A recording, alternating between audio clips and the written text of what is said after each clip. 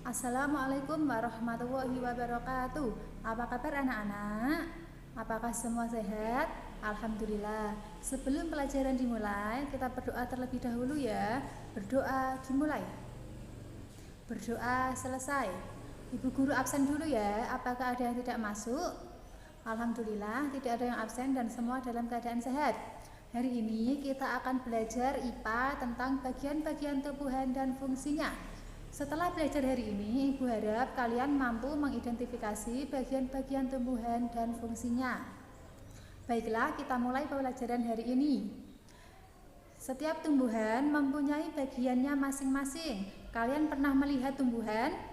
Pohon mangga, pohon apel, bunga, pohon cabai, pohon tomat, semua itu adalah tumbuhan. Nah, dari semua tumbuhan tersebut mempunyai bagian-bagiannya.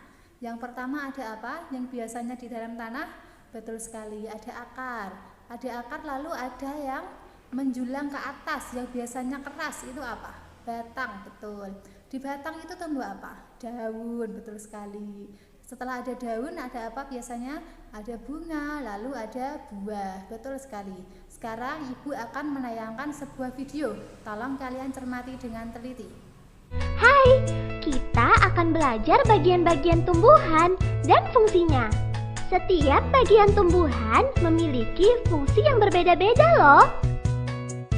Akar adalah bagian tumbuhan yang berfungsi untuk menopang batang agar tumbuhan dapat berdiri tegak.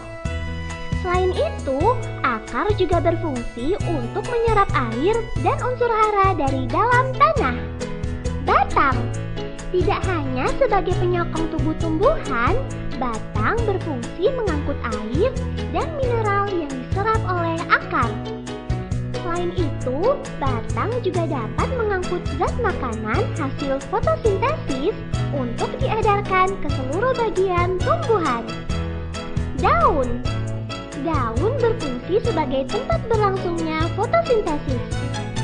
Pada daun terdapat zat hijau daun yang disebut klorofil. Nah, klorofil inilah yang membantu berlangsungnya fotosintesis pada tumbuhan.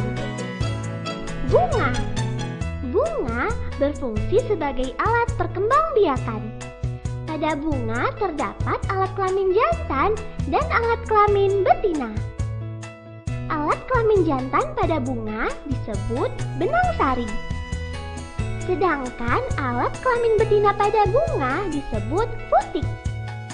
Buah memiliki bentuk, rasa, dan warna yang beraneka ragam. Selain berfungsi untuk melindungi biji, buah juga digunakan tumbuhan untuk menyimpan cadangan makanan. Bagian-bagian buah terdiri atas tangkai buah, kulit buah, dan daging buah. Bagian yang biasa kita manfaatkan yaitu bagian daging buahnya. Biji berfungsi sebagai alat perkembangbiakan pada tumbuhan. Biji yang ditanam akan tumbuh menjadi tanaman baru. Pada beberapa jenis tanaman, biji juga berfungsi sebagai tempat menyimpan cadangan makanan. Nah, setelah mencermati video tersebut, Ibu minta kalian membuat kelompok. Setiap kelompok terdiri dari 4 orang.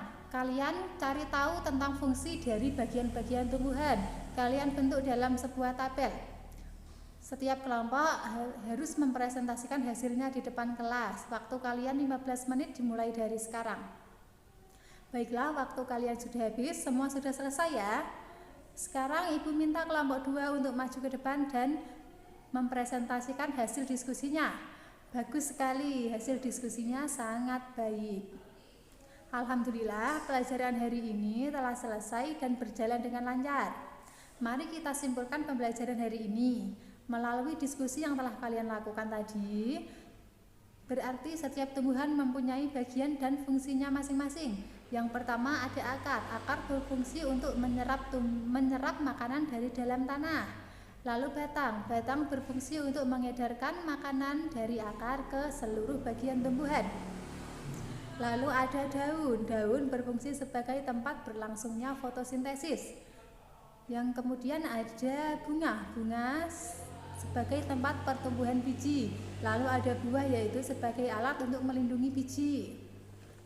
Dari kesimpulan di atas, apakah ada yang kurang jelas? Jika ada yang kurang jelas, silakan ditanyakan.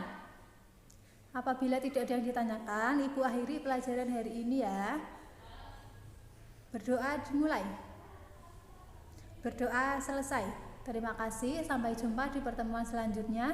Wassalamualaikum warahmatullahi wabarakatuh.